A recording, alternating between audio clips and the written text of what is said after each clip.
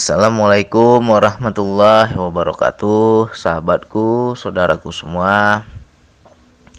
Alhamdulillah ini ada pertanyaan bagus dari ketua kelas Pak Rambi ya. Alhamdulillah ini kalau Pak Ketua udah nanya ini langsung turun dayanya ya kan. Jadi Pak Rambi bertanya, Bang Andi izin bertanya, bolehkah kita ajarkan sholat dengan memakai rumus DN, rumus zikir nafas, yaitu sebut, panggil, rasakan, baru dimulai sholatnya pada orang lain. Ya boleh, yang penting kita nggak pakai Allahnya ya. Tata cara seperti di DN itu, rasa di dalam DN itu kita bawa dalam sholat boleh. Intinya kesadaran kita harus tersambung ya. Barulah sholat kita itu ada isinya, nggak kosong. Jadi yang sering saya lakukan ketika kita berzikir nafas itu kan kita duduk yang tenang dulu. Kan selalu kita duduknya itu yang rileks, yang tenang. Posisi duduknya kita cari yang paling nyaman lah, paling enak, nggak sakit kaki kita ya. Barulah kita lanjutkan berzikir ya. Coba itu dibawa itu sebelum sholat. Nanti dicari tahu dulu cara berwuduk yang benar ya. Di YouTube tuh sudah ada hakikat wuduk, nama judulnya. Nanti carilah, coba dipelajari. Jadi kita ketika berwuduk bukan zahir saja yang kita sucikan, tapi wilayah batin juga harus kita sucikan. Jadi kalau wudhunya udah benar, insya Allah kita mudah mendapat yang namanya kekusukan dalam sholat. Jadi sebelum kita hendak memulai sholat, berdiri itu kita sholat tuh nggak boleh buru-buru. Begitu kita berdiri dalam sholat, coba seperti kita patrap gerak rasa itu kan, kita kan ambil posisi, rileks dulu di berdirinya, yang nyaman dulu, kita diam sejenak, diam. Sudah diam, sudah tenang berdirinya, barulah kita silatun ya. Silatun itu apa Bang? Silatun itu diambil dari kata silaturahmi atau menyambung rasa. Kita bersilaturahmi kepada Allah, menyambung kesadaran kita, rasa kita kepada Allah. Sambung rasa kita dulu, baru kita niat ya kan. Waktu niat itu kita sambung rasa, bersamaan itu mengucap niat dalam sholat itu kita bersamaan dengan sambung rasa ya. Jadi di situ ketika sebut juga nggak boleh buru-buru, kita harus pahami kata demi kata apa yang kita sebut ya. Ketika kita mulai bertakbir, angkat tangan, kita menyebut Allahu Akbar. Jangan sebatas sebutan, tapi kita harus sadari apa tuh hakikat Allahu Akbar. Bisakah kita menyaksikan, menyadari, merasakan keakbaran Allah, kebesaran Allah? Ya. Jadi itu semua kata demi kata, makanya kalau kita belum hafal ya kita belajar teruslah. Bacaan dalam sholat itu kata demi kata, kita harus paham maknanya apa. Dan sadari, ya apa yang kita sebut harus kita bisa sadari. Karena kalau kita sebut nggak ada kesadaran ya sama aja kayak burung beo, hanya sebatas sebut. Tapi kalau kita udah nyebut nama Allah, ayat-ayat Allah, tapi dengan kesadaran kepada Allah, itu barulah yang dikatakan dengan zikir. Nanti ada rasanya. Jadi tumakninah itu penting ya. Dalam DN selagi kita duduknya nggak bener, jasad kita belum tenang, pasti susah kita masuk kepada jiwa. Begitu juga dalam sholat ya. Entah di Al-Quran apa di hadis itu dikatakan bahwa sholat itu adalah mikrajnya orang mukmin. Bisa nggak kita merasakan mi'raj dalam sholat? Ya gimana kita mau mi'raj? Jasad kita aja nggak tenang ya. Masih sering gatel, berdiri kita juga masih istilahnya belum rileks ya. Buru-buru, nggak bisa. Kalau mau masuk ke jiwa, masuk ke rasa itu harus dihayati. Makanya kita jangan buru-buru. Rasakan. Nah, ketika kita bergerak seperti ruku, sujud, kita bangkit lagi, itidal, ya kan, segala macam. Coba itu pakai daya Allah, pakai gerak rasa. Gerak rasa itu bisa kita bawa dalam sholat. Rasakan. Jadi situ kita akan ada keterpisahan bahwa yang sholat ini bukan diriku sebenarnya yang sholat ini. Sebenarnya yang sholat ini Allah yang sholat. Seperti apa pula bang Allah yang sholat? Kok Allah nyembah Allah ya kan? Tetap yang nyembah makhluk. Maknanya adalah kita ini tiada daya dan upaya kecuali dikehendaki Allah. Jadi sholat kita, gerakan kita itu ya karena daya Allah. Jadi ya hakikatnya ya Allah. Ya.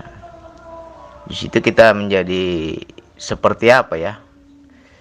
Ya seperti penumpang di dalam mobil, kita hanya menyaksikan. Penumpang di dalam mobil ngapain ya? Nggak ngapa-ngapain kan? Tapi kan mobil jalan terus. Nah itu namanya keterpisahan. Aku menyaksikan bang, bahwa segala ini semua gerak Allah bang. Aku ruku, aku sujud, aku bangkit lagi berdiri. Itu semua gerak Allah. Sebenarnya aku ini disolatkan oleh Allah. Nah kalau kita bisa seperti itu, nanti akan ada keterpisahan kesadaran. Seolah-olah kita itu seperti di dalam mobil. Kita hanya sebagai penumpang di mobil itu. Mobil itu jalan sendiri, kita di dalam menyaksikan. Begitu juga kita sholat, kita di dalam menyaksikan. Ya. Jadi haruslah kalau kita mau pikir ya, kita pernah dengar hadis katanya Rasulullah itu sampai bengkak kakinya ketika sholat. Kenapa bisa bengkak? Kalau pakai ilmu medis, ilmu logika, ya berarti sholatnya lama. Berarti duduknya juga lama. Kok kakinya bisa sampai bengkak? Ya berarti kan itu dengan rasa. Berarti kan beliau mi'raj. Kita bukan bengkak, gatal aja yang ada. Garuk sana garuk sini ya kan. Nah coba kita pelajari itu. Sholat itu kalau betul dengan rasa, dengan daya, dengan tersambungnya kesadaran, wah luar biasa nikmatnya ya. Tapi ya lihat-lihat sikon juga. Kalau kita lagi bekerja, dikasih waktu dengan bos untuk sholat itu hanya 15 menit, jangan kita sholat berjam-jam, itu namanya nafsu ya. Nggak boleh, lihat keadaan, lihat sikon lah. Kalau memang kita banyak waktu luang, coba dipelajari sholat dengan daya, sholat dengan rasa. Itu kusuknya luar biasa. Kita akan pahami yang namanya mi'raj dalam sholat ya. Wilayah ini memang sulit diajarkan. Karena apa? Harus paham daya. Kalau nggak paham daya, ya susah. Nggak ada rasa dia. Makanya kita latih dengan patrap, dengan zikir nafas. Di situ kan kita mengaktifkan kepekaan rasa itu, mengaktifkan daya. Nah kalau daya itu kita sudah paham, oh ya bang, dayanya seperti ini bang. Aku hanya ngikut aja bang. Ya udah bawa dalam sholat. Rasakan beda sholat kita itu ya. Terkadang kita itu seperti dieja, kalimat demi kalimat, kata demi kata itu seperti dieja. Udah kita sebut, disuruh kita simak, disuruh kita artikan, disuruh kita pahami. Jadi seperti dieja, dibacakan cerita ya. Ada itu ayat di Al-Quran, kamilah yang membacakan Al-Quran kepadamu. Jadi kayak dibacakan itu. Kan ada tuh. Nah bagaimana kita ketika dalam sholat itu kita juga merasakan seperti itu. Itu namanya udah terpisah ya. Yang nyebut lain, yang bergerak lain ya. Jadi kesadaran kita itu terpisah-pisah. Satu, menyebut ayat suci, menyebut ayat-ayat dalam sholat ya. Kita sadar di situ. Itu kesadaran pertama. Yang kedua, ketika kita bergerak, kita sadar ya. Ada yang menyaksikan ketika bergerak itu ada daya. Habis itu ada lagi yang silatun atau nyambung kepada Allah ya. Seperti di situ kita kayak interaksi dua arah, seperti komunikasi dengan Allah. Di situ ada sambung rasa. Banyaklah keterpisahan kesadaran itu. Jadi ya silakan. Ilmu Allah itu kan luas. Macam Pak Rambi, kalau memang aku pahamnya seperti ini bang, ya sudah coba. Yang sebut seperti apa, yang panggil seperti apa, yang rasakan seperti apa, ya coba. Karena Allah memberi pemahaman itu kan beda-beda. Kalau kira-kira kita pahamnya di situ, ya gali terus, kupas lagi, kita latih terus. Intinya disitulah pentingnya yang namanya kesadaran. Disitulah pentingnya yang namanya berihsan ya. Karena segala sesuatu yang kita lakukan ada ihsan, ada tersambung kesadaran kepada Allah, ada rasa menyaksikan Allah, maka itulah hakikat ibadah. Nggak kosong dia, tepat sasaran ya. Baik zikir, baik sholat, baik beramal, baik bersedekah, apapun yang kita lakukan ada rasa sambung kepada Allah, itu sudah nilainya ibadah ya. Jadi mudah-mudahan ini bisa dipelajari, coba dibuktikan ya. Yang terutama tuh wudhu, itu paling penting wudhu. Karena kalau wudhu kita belum benar, sholat juga udah berantakan itu ya. Karena kita kotor, menghadap Allah itu kotor. Mungkin zahir kita udah bersih bang, nggak ada lagi najis bang, bersih. Tapi hatimu belum kau bersihkan. Makanya dalam wudhu itu kita harus cuci juga wilayah batin ini. Ya, harus kita sucikan. Makanya kenapa kita dalam wudhu, dalam sholat berkelana ke sana kemari pikiran kita. Tadi nggak ada mikir apa-apa, begitu sholat terpikirkan pula itu. Ya kan, muncul dari situ. Ya itulah, karena kita nggak bersih itu. Jadi perbaiki wudhu kita. Cari nanti di YouTube hakikat wudhu ya. Dicari hakikat wudhu Andi Firmansyah, coba dicari aja situ, ada di situ. Jadi kita tidak hanya membersihkan zahir, tapi juga kita membersihkan batin. Ya. Bayangkan sudah berapa umur kita, sudah berapa tahun kita hidup, sudah berapa banyak dosa kita, tapi yang selama ini yang kita cuci hanya zahir, yang kita bersihkan hanya zahir. Kalau bau mandi kita, kalau kena najis kita cuci ya kan. Tapi kalau yang wilayah hati ini, pernah nggak kita terpikirkan kotornya seperti apa? Pernah nggak kita bersihkan, kita sucikan wilayah batin ini?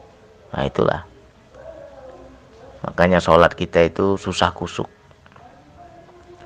Jadi wudhunya harus benar. Kalau wudhu udah benar, terus dalam sholat juga kita paham yang namanya ketersambungan kepada Allah, insya Allah di situ beda, sholat kita beda. Ya. Mudah-mudahan ini manfaat ya untuk Pak Ketua. Dieksplor terus ya, ilmu Allah ini luas, eksplor terus apa yang kita paham ya. Kalau kita niat lurus, Allah yang menjadi maha guru ya. Allah lah yang bimbing kita nanti. Jadi kita istilahnya harus berani lah meracik kopi sendiri lah. Jangan tiap hari Bang Andi minta kopinya. Sampai kapan? Ketergantungan. Jadi harus berani kita racik sendiri ya. Makanya di sini saya enak bagi teman-teman yang punya pemahaman, berani untuk berbagi, ya kita tukar pikiran lah.